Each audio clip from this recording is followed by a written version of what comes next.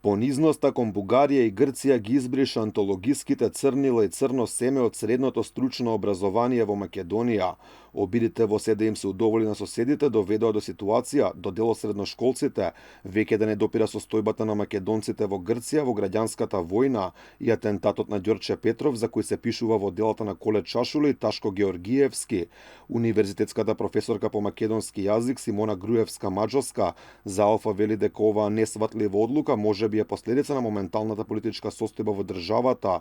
Порачува дека надлежните мора да образложат според кои критериуми овие две дела се извадени од програмата.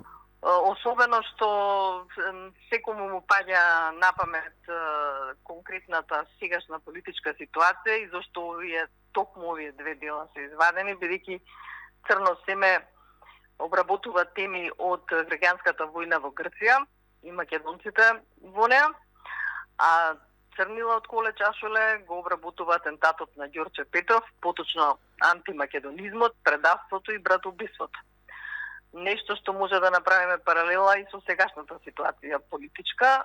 Според Груевска-Маџовска, оваа грешка мора да биде исправена и овие две дела повторно да бидат вратени во програмата на задолжителни лектири во средното стручно образование, вели имаат големо историско значење за Македонија. Особено што тие се од историско значење за македонската литература и не само литература, да се потсетиме дека според романот Црно семе е снимен во 71 година филм, кој што беше добитник на Златна арена во Пула за режисерот Кирил Ценевски и Златна арена за најдобра машка улога на Дарко Дамевски, кој што беше кандидат за Оскар од тогашна Југославија, но не беше номиниран од разбирливи причини.